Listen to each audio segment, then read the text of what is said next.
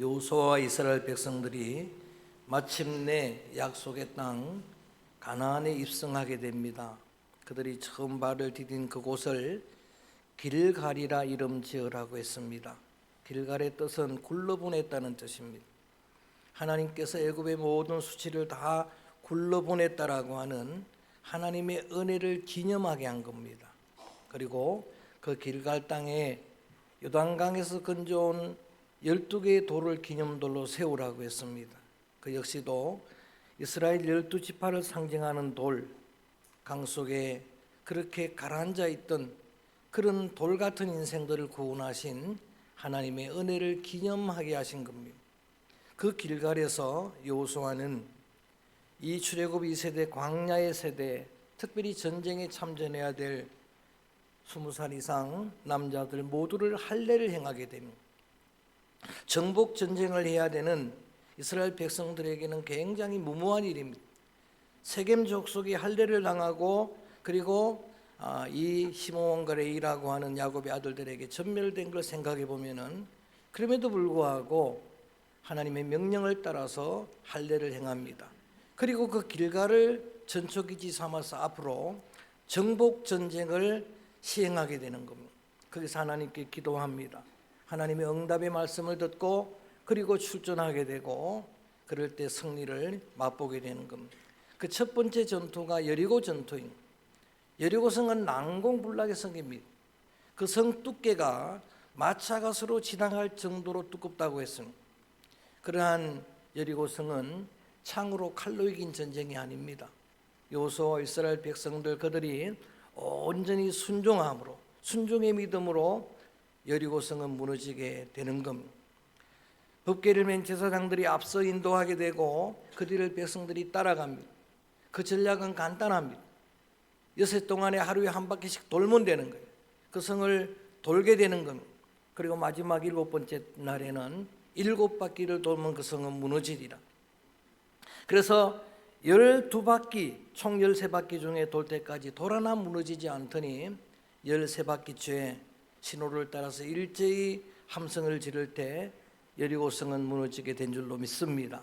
그 난공불락의 성이 무너졌습니다. 그리고 두 번째 전투가 오늘 본문에 나오는 아이성 전투입니다. 아이성 전투는 여러분 여리고성에 비해서 아이성은 너무나 그 아이는 아니지만 이름처럼 아주 어린 약한 그리고 그 수가 아주 적은 그런 성이다 족속이다라고 성경에 기록하고 있습니다. 그래서 여호수아는 하나님 앞에 기도하지 않습니다. 그리고 인본적인 방법을 사용합니다. 2절 말씀이 7장 2절로 돌아가서 보면은 정탐꾼을 보냅니다. 정탐꾼을 보내고 정탐꾼들이 보고하는 내용에 집중을 합니다. 그 보고를 들어보니까 그 성은 아주 작은 성입니다. 그 성의 거민이 아주 적습니다. 우리 군사들이 다 올라갈 필요가 없습니다. 거기는 한 2-3천 명만 올라가면은 그 전쟁에는 우리가 이길 겁니다. 그 말만 믿은 거예요. 그리고 하나님께 묻지 아니하고 3천 명을 파송합니다. 그렇게 전쟁은 시작하는데 예상외로 그 아이성 전투에서 처음으로 처참하게 패전을 하고 맙니다. 36명의 이스라엘 군사들이 목숨을 잃었어요. 이렇게 패전하는 여러분 그러한 이스라엘 백성들이 도망을 나오는데 그 군사들의 마음도 7장 5절로 돌아가 봅니다. 오늘 7장 말씀으로 돌아가 봅니다. 5절 말씀을 같이 한번 읽어볼까요? 이렇게 되었습니다. 시작. 아이 사람이 그들을 36명쯤 쳐 죽이고 성문 앞 스바림까지 쫓아가 내려가는 비탈에서 쳤으므로 백성의 마음이 녹아 이스라엘 백성들의 마음이 녹아서 물처럼 되었다. 이전에는 이스라엘의 소문을 하나님의 소문을 그 광야의 애굽의 이야기들을 이방인들이 듣고 마음이 물처럼 녹았다 그랬어요. 여리고성의 기생 라합이 어떤 이야기를 합니까? 우리가 듣기만 하고도 마음이 물처럼 녹았습니다. 하나님에 대한 소문을 듣기만 하고도 이스라엘 백성들에 대한 소문을 듣기만 하고도 마음이 물처럼 녹았다. 이번엔 정반대예요. 이스라엘 군사들의 마음이 물처럼 녹았습니다. 창으로 칼로 전쟁하는 그 전쟁에 여러분 마음이 녹아지면 성전할 수가 없지요. 전쟁에 나갈 수가 없는 거예요. 여러분 까닭 없는 고난은 있을 수가 있어요. 욥처럼. 여러분, 예수님처럼 까닭 없이 고난을 당할 수는 있습니다. 아니땐 굴뚝에도 연기는 날 수 있어요. 교회는 아니땐 굴뚝에도 연기가 납니다. 그런데 여러분, 까닭 없는 패배는 없어요. 패배에는 반드시 그 원인이 있는 거예요. 그 원인을 제대로 분석해야 되는 거예요. 아이성 전투에서 패전한 첫 번째 원인은 여호수아와 백성들의 방심입니다. 영적 방심은 굉장히 위험합니다. 여러분, 큰 승리 뒤에 저들은 방심한 거예요. 방심의 근본 뿌리가 교만입니다. 그들을 얕본 거예요. 보이는 것만 보고 그들을 얕본 거예요. 여러분, 성경에 보면은 교만은 패망의 선봉이라고 했어요. 하나님은 겸손한 자에게 은혜 주지만 교만한 자는 물리친다고 했습니다. 두 번째 패배의 원인이 하나님 앞에 묻지 않은 거예요. 기도하지 않은 거예요. 기도 부재가 원인이에요. 여러분, 마음이 교만해지면 절대 기도하지 않습니다. 교만한 자는 절대 하나님을 의존하지 않습니다. 기도 없이는 승리가 없는 거예요. 여러분, 그래서 예수님은 마음이 가난해야 복이 있다고 하신 거예요. 겸손해야 기도할 수 있으니까. 겸손해야 하나님을 의지할 수 있으니까. 마지막 세 번째 패배의 원인은 공동체 안에 한 사람 아간의 죄예요. 아간의 탐욕의 죄입니다. 여리고성 승리를 거둔 다음에 여호수아가 백성들에게 첫 번째 전쟁에 이긴 전리품은 하나님의 것이다. 첫 번 것은 하나님의 것이다라고 규정을 내줬어요. 누구도 취하지 말라. 하나님께 바치라라고 규정해 주었는데, 아간이라는 사람 유대 족속이 그가 탐욕으로 외투 한 벌, 은 200세겔, 금 50세겔 무게 한 덩어리, 그거를 몰래 취하는 거예요. 이 취한 죄로 인해서 아이성 전투에 패전했다고 하나님이 알려주시는 거예요. 여러분, 아간이 그 물건들을 취한 일을 7장에서는 계속해서 뭐라고 다루느냐. 자, 1절 말씀 뒤에 제가 읽어봅니다. 아간이 온전히 바친 물건을 가졌음이라 여호와께서 이스라엘 자손들에게 진노하니라. 하나님에게 바친 물건을 가졌다라고 하는 거예요. 이야기가 계속되는 거예요. 11절도 제가 읽어봅니다. 바친 물건을 가지고 도둑질하며 속이고 그것을 그들의 물건들 가운데 두었느니라. 12절에도 온전히 바친 것을 너희 중에 멸하지 아니하면 내가 다시는 너희와 함께 있지 아니하리라. 13절에도 온전히 바친 물건을 너희 가운데서 제하기까지는 내 원수들 앞에 능히 맞서지 못하리라. 계속 반복하는 말이 뭐예요? 바쳐진 것이라는 거예요. 레위기에 보면은 하나님에게 바쳐진 것들이 있습니다. 주님의 것이에요. 여러분, 처음 난 아들 장자는 하나님의 것이래요. 첫 아들은. 그리고 처음 익은 열매는 하나님의 것이라고 규정을 내두었어요. 첫 전쟁의 전리품은 하나님의 것이에요. 앞으로 전쟁을 하고 전리품은 다 가지라 그래요. 아이성 전투에 이기고 나서 너희들 가지라 그러세요. 그러나 첫 번 것은 안 되는 거예요. 10의 1은 하나님의 것이라고 분명히 규정해 두고 있어요. 감정 따라 하는 게 아닙니다. 기분 따라 하는 게 아니에요. 여하간 하나님의 것을 그들이 취했는데, 문제는, 자, 자막 없이 나면 11절 읽어볼까요? 아간이 잘못했다고 말하지 않는 거예요. 11절 한번 읽어봅니다. 시작. 이스라엘이 범죄하여 내가 그들에게 명령한 나의 언약을 어겼으며 또한 그들이 온전한 가지고 도둑질하여 속이고 그것을 그들의 물건들. 아니, 아간이 잘못했는데 왜 이스라엘이 잘못한 겁니까? 아간이 잘못했는데 이스라엘은 운명 공동체예요.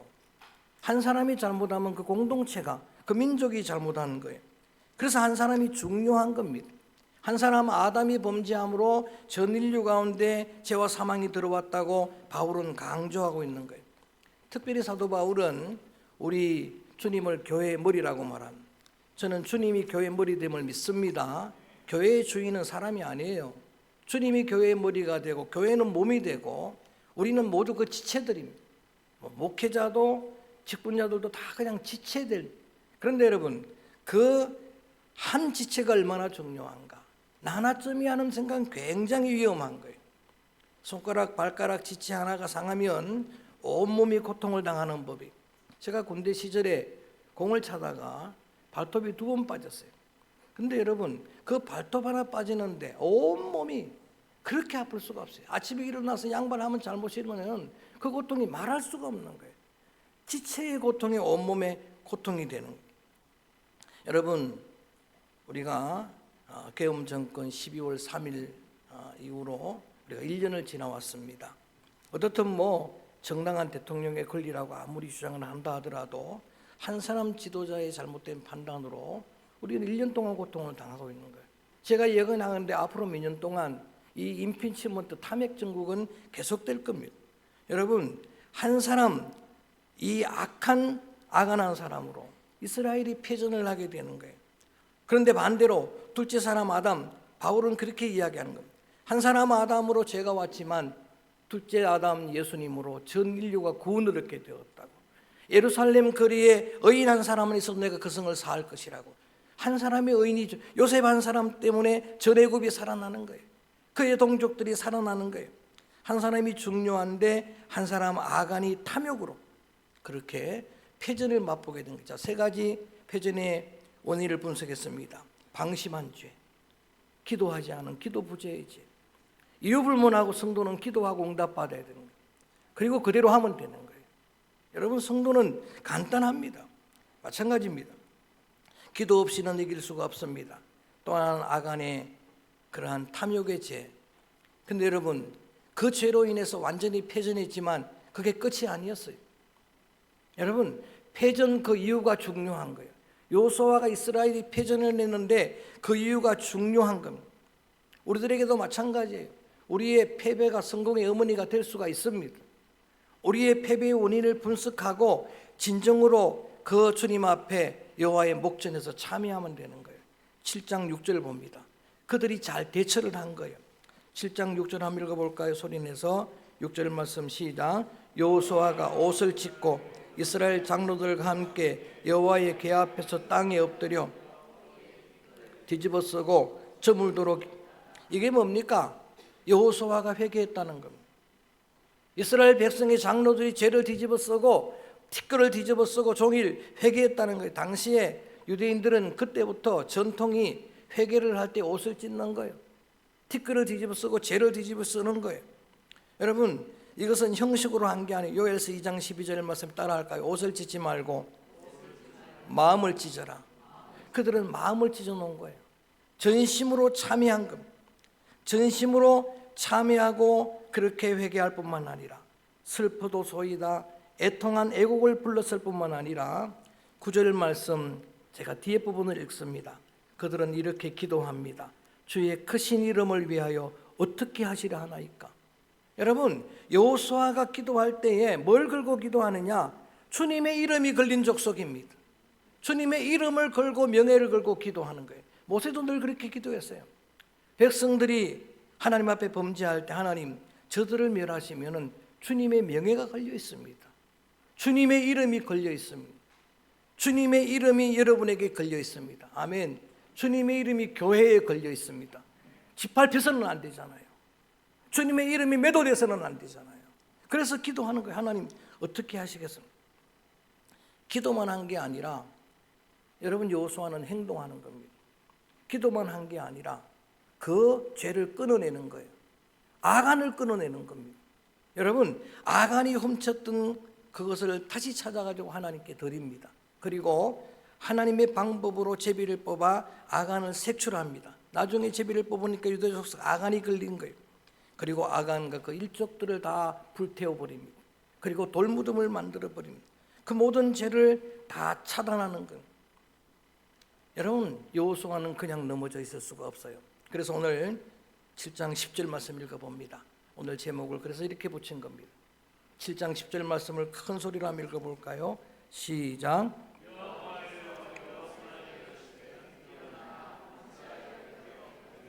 따라합니다. 일어나라.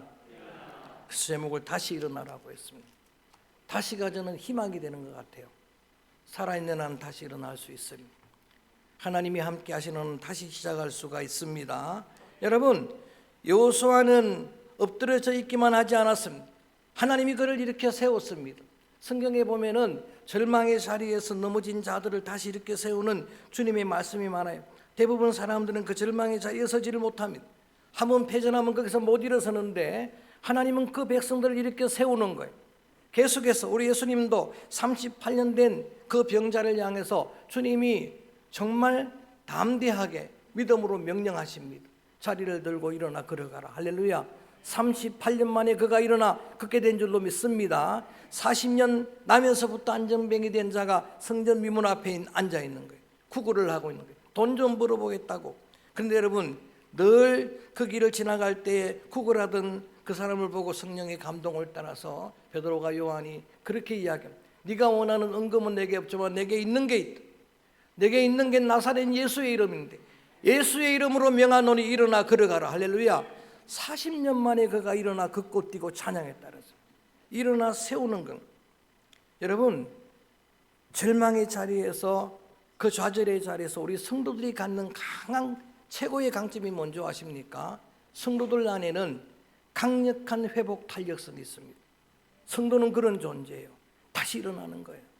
다시 일어서야 합니다. 다시 일어날 수 있습니다. 여러분, 천하의 여호수아도 엎드러져 있잖아요. 지금 천하의 여호수아도 애굽에서 그 기적을 다 맛본 자예요. 광야의 40년 하나님의 기적의 그 여정을 함께 참여한 자예요. 얼마 전에 요단강을 건넜어요. 며칠 전에 여리고성이 무너지는 걸 경험했는데도 그가 지금 엎드러져 있는 거예요. 그게 오늘 우리들의 모습입니다. 말 한마디 엎드러지는 거예요. 그런데 여러분, 하나님께서 우리를 다시 일으켜 세워주십니다. 할렐루야. 저는 그 주님을 믿습니다. 문제는 이 넘어진 자리에서 일어설 수 있는 비결이 무엇인가? 일어설 수 있는 비결이 무엇인가? 말씀을 붙들어야 됩니다. 그래서 오늘 8장 1절 하나님의 말씀을 한 절만 본문으로 정했습니다. 한 절 본문 말씀 우리 한번 크게 읽어봅니다. 믿음으로 크게 한번 읽어봅니다. 시작. 여호와께서 두려워하지 말라, 놀라지 말라, 군사를 다 거느리고 일어나 아이로 올라가라. 보라, 내가 아이 왕과 그의 백성과 그의 성읍 그의 땅을 다 내 손에 넘겨주었으니 아멘. 주님의 말씀을 붙들어야 돼요. 결국은 이거밖에 없습니다. 주님의 말씀을 붙들어야 됩니다. 그 말씀이 첫 번째는 위로의 말씀이에요. 여호수아야. 여호수아는 지금 나이가 83세가 넘었습니다. 그렇지 않아도 나이도 많고 힘든데, 그리고 전쟁에 패전했는데 절망의 자리에 엎드려져 있는 그를 하나님은 그의 무너진 마음부터 세우는 거예요. 위로의 말씀이죠. 두려워하지 말라. 여호수아가 많이 들었던 익숙한 말씀이에요. 1장 말씀에 여호수아가 모세 위대한 지도자의 뒤를 이어서 지도자가 된다는 건 두려운 일이잖아요. 두려워 떨었어요. 극소심령이에요, 여호수아는. 그런데 반복해서 하나님 말씀하신 거, 여호수아야 두려워하지 말라, 놀라지 말라, 내가 너와 함께 하리라. 할렐루야. 내가 너를 도와주리라. 너는 마음을 강하게 하라, 담대히 하라. 우리의 무너진 마음부터 주님은 세워주십니다. 할렐루야. 위로의 음성을 들려주시는 것. 여러분, 지도자의 마음이 무너지면 절대로 전쟁에 이길 수가 없어요. 여호수아가 엎드려져 있으면 이길 수가 없네요. 그러나 여호수아 한 사람이 일어나면 다시 서게 될 줄로 믿습니다. 지도자가 중요한 거예요. 여호수아 한 사람이 중요한 겁니다. 그가 포기하지 않으면 일어나는 거예요. 예수님이 승리의 대장이잖아요. 그분이 제자들에게 뭐라고 말합니까? 너희가 세상에서 환난을 당하나 담대하라. 따라할까요? 내가 세상을 이겼노라. 대장이 이기면 이기는 거예요. 대장이 이기면 이기는 거예요. 그분이 담대하면 이기는 겁니다. 여러분, 이 위로의 말씀보다 어쩌면 우리가 더 붙들어야 될 언약의 말씀, 위로의 말씀보다 더 큰 능력의 말씀이 있는데 그게 내 손에 넘겨주었다는 말이에요. 저는 이 말씀이 너무 좋아요. 내 손에 넘겼느니라. 할렐루야. 이게 히브리 말로 나탄이에요. 사탄이 아니고 나탄이에요. 나탄, 이 말은 원래는 과거 완료형이에요. 여러분, 이 히브리 문법에 보면 재밌는 게 분명히 미래에 있는데 완료형을 쓰는 건 어떤 경우인가? 확실할 때 하는 거예요. 확실할 때. 분명히 현재에 내가 넘겨주는 건, 미래에 내가 넘길 것. 그런데 이게 확실하면 과거 완료형을 쓰는 거예요. 하나님이 우리 손에 이미 넘겨주셨습니다. 할렐루야. 넘겼느니라. 헬라어 문법에 보면 미완료 과거라는 게 있어요. 미완료, 이거는 다른 언어에는 없는 거예요. 헬라어 문법에 성경을 기록한, 신약을 기록한 헬라어 문법 보면은 will, shall, 미래형인데 완료형으로 쓰는 게 있어요. 아직도 이루어지지 않은 건데 완료라는 거예요. 이게 확실할 때만 하는 거예요. 반드시 그렇게 할 것이라. 할렐루야. 여러분, 왜 이 말씀이 우리에게 능력이 되는가 하면은 하나님 앞에 기도로 물었을 때 하나님은 언제나 대답은 딱 한 가지입니다. 내 손에 넘겼느니라. 할렐루야. 그걸로 끝나는 거예요. 그거 하나면 충분한 겁니다. 주님이 넘겨주면 되는 거예요. 성경의 위대한 믿음의 영웅들 모두 다 패전을 경험한 자들이잖아요. 그런데 그들은 모두 다 언약의 말씀 붙들고 다시 일어난 자들. 모세도 넘어졌잖아요. 다윗도 실족했잖아요. 천하의 엘리야도 여러분 850명을 그 영적 전투에서 갈멜산에서 이기고 그들을 몰살시키고 난 다음에 이세벨 그 여인네 한 사람의 말 한마디, 그가 번아웃에 빠지잖아요. 근데 그들은 다시 일어납니다. 베드로도 여러분 큰 소리 쳤었는데 그가 예수님을 부인했잖아요. 다시 일어납니다. 약속의 말씀 듣고 다시 일어나는 겁니다. 패전의 절망의 자리에서 내 패전의 원인은 오늘 말씀을 중심으로 정확하게 분석하고 깨닫고 철저하게 참여할 뿐만 아니라 주님의 음성을, 위로의 음성도 들어야 되고 특별히 주님의 언약의 말씀을 붙들어야 돼요. 내가 너와 함께하리라. 할렐루야. 내가 내 손에 넘겼느리라. 그리고 친히 주님은 주님의 손을 내미시고 우리를 일으켜 세워주십니다. 주님의 손잡고 다시 일어설 수 있습니다. 여호수아는 다시 일어났습니다. 일어나서 여호수아는 여러분 약속의 말씀, 다시 기도할 때 주신 말씀, 하나님의 전략의 매복 전략이었어요. MBC라고 하는 거예요. 매복 전략을 그대로 순종을 합니다. 그래서 동안의 던지처럼 아이성 모든 백성들을 가두어서 전멸시키는 승리를 거두는 거예요. 야곱이 그의 자녀들에게 말합니다. 일어나서 다시 베델로 올라가자. 모든 그 여기 묻어버리고 모든 우상들을 묻어버리고 올라가자. 저는 오늘 이 음성을 여러분을 향한 주님의 음성으로 듣게 되기를 주의 이름으로 축원합니다. 그래서 오늘 이 찬양을 부르려고 해요. 우리가 잘 아는 일어나 그러라라고 한 찬양. 여러분 시편 16편에 보면 상하좌우에서 하나님 우리를 호위하신다 그랬어요. 믿음의 눈을 영의 눈을 열고 보면은 그 하나님의 손길이 보일 거예요. 이유불문하고 하나님은 여러분을 인도하십니다. 하나님 앞에서 여러분을 이끌어 가십니다. 좌우에서 여러분을 붙들고 계십니다. 특별히 등 뒤에도 볼 수 없는 눈이 없는 거기에도 하나님이 나를 지키고 계신 거예요. 그 등 뒤에서 지금 말씀하시는 거예요. 일어나라. 그리고 걸어가라. 주님의 음성이 되어서 우리 한번 이 찬양을 드리는 거예요. 내 이름을 불러가며 주님이 나를 향해 말씀하시는 명령으로 우리에겐 주님이 주신 날개가 있잖아요. 다시 날 수가 있잖아요. 야훼를 경외하는 자는, 여호와를 앙모하는 자는 다시 일어나 독수리처럼 날게 되리라. 소년도 장년도 넘어지고 자빠지지만 하나님을 믿는 사람은 다시 일어날 수가 있는 거예요. 날개가 있는데 기어다니면 부정한 거예요. 다시 날 수가 있는 거예요. 오늘 주님의 음성으로 이 찬양을 여러분이 들을 수 있기를 원합니다. 일어나 그러라 이 찬양을 부릅니다. 우리 힘차게 찬양합니다. 내 등 뒤에서 주님이 말씀하시는 주님의 음성입니다.